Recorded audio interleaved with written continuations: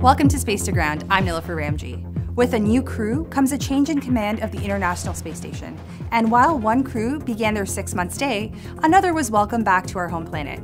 You thought that was it, but on the horizon are 2 sets of crews that will call the space station home.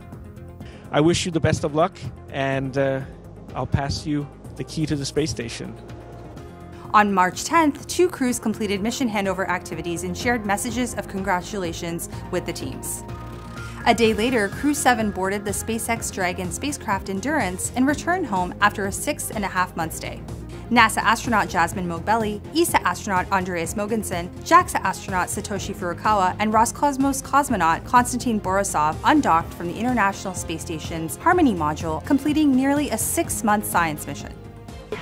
From Dragon, we wish you the best of luck.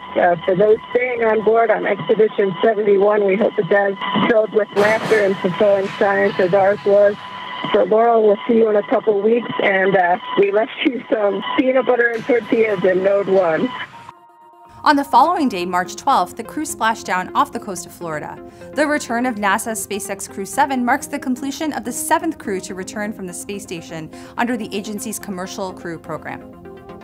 Expedition 71 doesn't officially begin until next week, with another crew heading to the space station.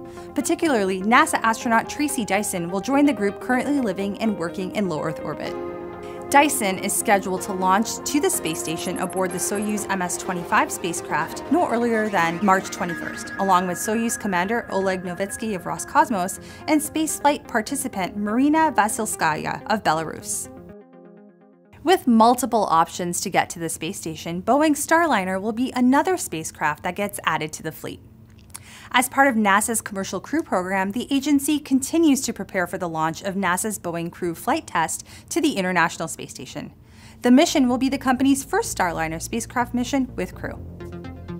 NASA astronauts Butch Wilmore and Suni Williams will launch aboard Starliner on a United Launch Alliance Atlas V rocket and dock to the orbiting laboratory, where they will stay for up to 2 weeks. Liftoff is currently targeted no earlier than Monday, April 22nd from Space Launch Complex 41 at Cape Canaveral Space Force Station in Florida.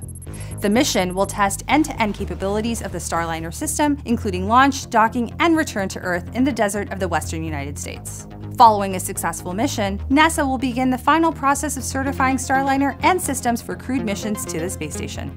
And don't forget to follow along the daily happenings on the Space Station blog by visiting blogs.nasa.gov/spacestation. And that's Space to Ground. Thanks for watching.